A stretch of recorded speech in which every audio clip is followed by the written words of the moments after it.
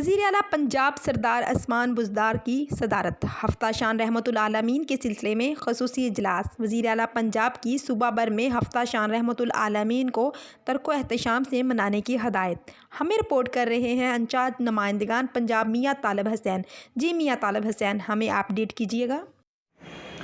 जी, हफ्ता शान रहमतुल आलमीन का आगाज़ जुम्मतुल मुबारक 13 नवंबर से होगा। हज़रत मोहम्मद सल्लल्लाहु अलैहि वसल्लम की शान अक़दस को बयान करने के लिए सूबाई, डिवीज़न, ज़िला और तहसील की सतह पर तकरीबात होंगी।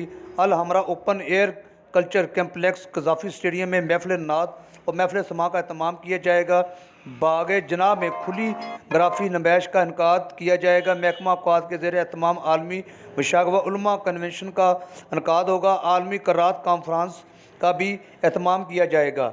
बाग जनाब में कैलीग्राफ नुमाइश का इनकाद किया जाएगा। महकमा औक़ाफ़ के ज़ेर एहतमाम आलमी मशाइख़ व उलमा कन्वेंशन का इनकाद होगा। आलमी क़रात कॉन्फ्रेंस का भी एहतमाम किया जाएगा। महकमा हायर एजुकेशन के ज़ेर एहतमाम कॉलेजों और यूनिवर्सिटियों में नातिया तकरीरी मुकाबले होंगे। 50 करोड़ रुपए के फ़ंड से रहमतुल आलमीन स्कॉलरशिप कैम्प कर दिया गया है। 25 करोड़ रुपए की रकम से पोजीशन होल्डर तलबा को वज़ाइफ दिए जाएंगे। मैट्रिक पास गरीब और नदारा तलबा को मज़ीद पढ़ाई के लिए 25 करोड़ रुपए के रहमतुल आलमीन स्कॉलरशिप दिए जाएंगे।